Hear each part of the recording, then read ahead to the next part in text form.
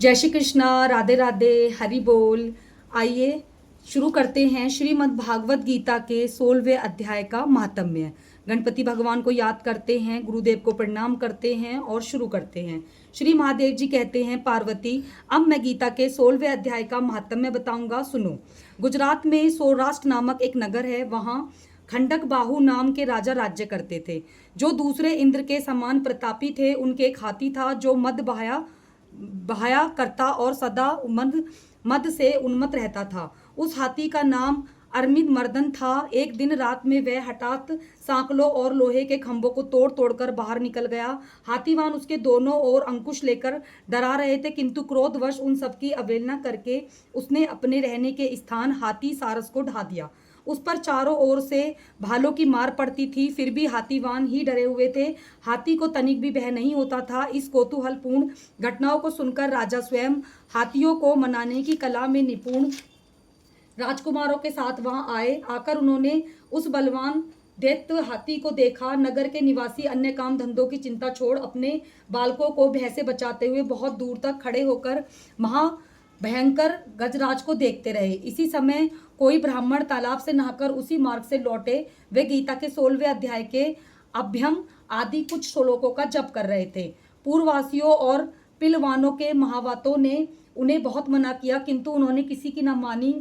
उन्हें हाथी से भय नहीं था, इसीलिए वे विचलित नहीं हुए। उधर हाथी अपने फुतकार से चारों दिशाओं का व्यक्त करता हुआ लोगों को कुचल रहा था। वे ब्राह्मण उसके कहते हुए मत को हाथ से छोड़कर कुशलता पूर्वक निर्भय से निकल गए।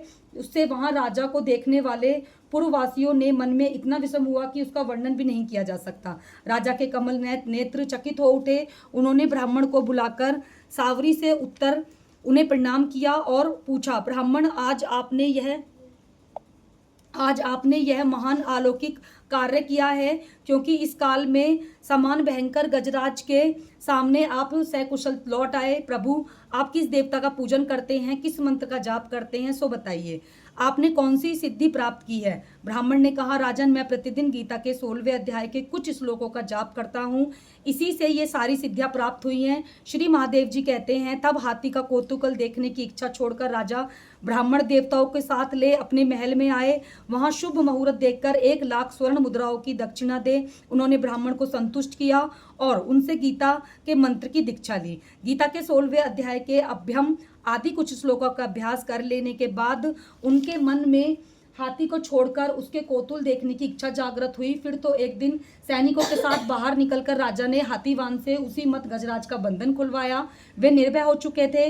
राज्य के मुख से विलास से प्रतीत आदर का भाव नहीं रहा। वे अपना जीवन तर्पण समझकर हाथी के सामने चले गए। साहसी मनुष्यों में भी अग्रणी राजा खंडक बाहु मंत्र पर विश्वास करके हाथी के समीप गए और मद की अनवरत धारा बहते हुए उसके गंडस्थलों को हाथ से छूकर सकुशल लौट आए। काल के मुख से धार्मिक और खल के मुख से साधु पुरुष की भांति राजा उस गजराज के मुख से बचकर निकल आए। नगर में आने पर उन्होंने अपने राजकुमार को राज्य पर अभिव्यक्त किया, अभिषेक किया राजकुमार का, तथा स्वयं गीता के 16वें अध्याय का पाठ करके परम गति को प्राप्त हुए। ये था श्रीमद् भागवत गीता के 16वें अध्याय का महात्म्य।